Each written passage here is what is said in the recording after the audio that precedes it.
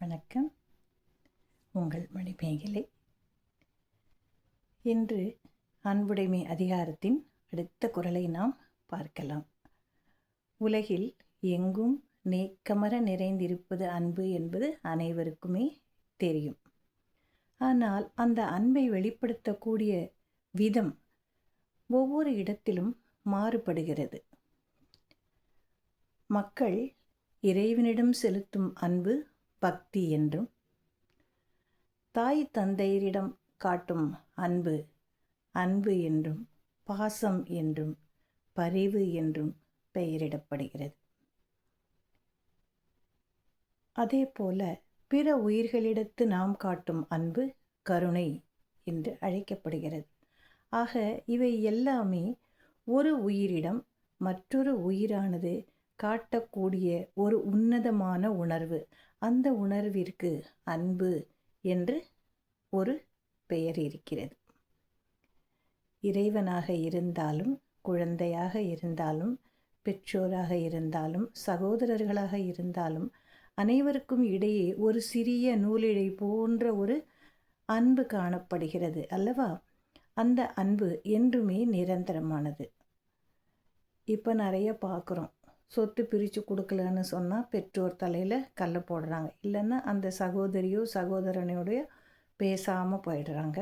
இல்லைன்னா வேறு விதமாக அவர்களிடம் தன்னுடைய எதிர்ப்பை காட்டுகிறார்கள். அன்பு என்ற இந்த அருஞ்சொல்லானது எந்த விதமான எதிர்பார்ப்பும் இல்லாமல் வரக்கூடியது. நமக்கே தெரியாத மற்ற மக்களிடம் நாம் காட்டும் அன்பிற்கு பெயர் நட்பு. எந்தவித எதிர்பார்ப்புகளையும் அது எதிர்பார்க்காது. அதே போல நாம் பிறந்து வளர்ந்ததன் முக்கியமான நோக்கமே இறைவனின் தாள்களை பற்றி கொண்டு அவனடி சேர்தல். இடைப்பட்ட காலத்தில் நாம் பல்வேறு உணர்ச்சிகளுக்கு ஆளாக்கப்படுகிறோம். கோபப்படுகிறோம், பொறாமைப்படுகிறோம், மற்றவர்களைப் போல் வாழ வேண்டும் என்று எண்ணுகிறோம். ஆனால் இறைவன் நமக்கென அளித்ததை நாம் ஒருபோதும் நினைத்து பார்ப்பதே கிடையாது. அதை நினைத்து மகிழ்ந்து போவதும் கிடையாது. இறைவன் நமக்கு நல்ல கால்களையும் கைகளையும் உன்னதமான உறுப்புகளையும் அழகாக படைத்திருக்கிறான். எந்த குறையும் இல்லாமல் நாம் இருக்கிறோம் என்று என்றாவது நாம் எண்ணுகிறோமா? இல்லை. நமது மூதாதையர் சேர்த்து வைத்த சொத்து எவ்வளவு, தகப்பன் சேர்த்து வைத்த சொத்து எவ்வளவு, தாயின் சொத்து எவ்வளவு என்று இவற்றையே கணக்கு போட்டுக்கொண்டு நம்மிடையே நாம் வேறுபாடுகளையும் கோபதாபங்களையும் பொறாமை உணர்ச்சிகளையும் ஏற்படுத்தி கொள்ளுகிறோமே தவிர, இன்று இறைவன் என்னை இவ்வளவு அழகாக படைத்திருக்கிறானே, எந்த குறையுமின்றி இருப்பதே ஒரு பெரிய வரமல்லவா அப்படின்னு யாரும் நினைக்கிறது கிடையாது, இல்லையா? இதனுடைய நடைமுறையில் நம்ம பார்க்கிறோம். இப்போ இந்த அன்பின் அடுத்த குறளாக வருவது என்ன என்று நாம் பார்க்கலாம். பார்க்கலாமா? போகலாமா இல்லை வேணாமா? போகலாம். அன்பிலார் எல்லாம் தமக்குரியர், அன்புடையர் என்பும் உரியர் பிறர்க்கு. அன்பிலார் எல்லாம் தமக்குரியர், அன்புடையார் என்பும் உரியர் பிறர்க்கு. இதனுடைய பொருள் என்னன்னு பார்த்தோன்னா, அன்பிலார் எல்லாம் தமக்குரிய. அவன் என்ன சொல்கிறான்? அன்பு என்ற ஒரு அரிய பொக்கிஷத்தை தன் கைவசம் எடுத்துக்கொள்ளாத மனிதர்கள் எல்லாமே என்ன நினைப்பாங்க? இந்த உலகத்தில் இருக்கக்கூடிய அனைத்து அனுபவிக்கக்கூடிய பொருட்கள்னால் என்ன? நிலம், வீடு, மனை, வாசல், பணம், உடை, இதில் தன்னுடைய நாட்டத்தை செலுத்துகிறான். ஆக இது எல்லாமே எனக்கு வேணும் அப்படின்னு நினைக்கிறான்.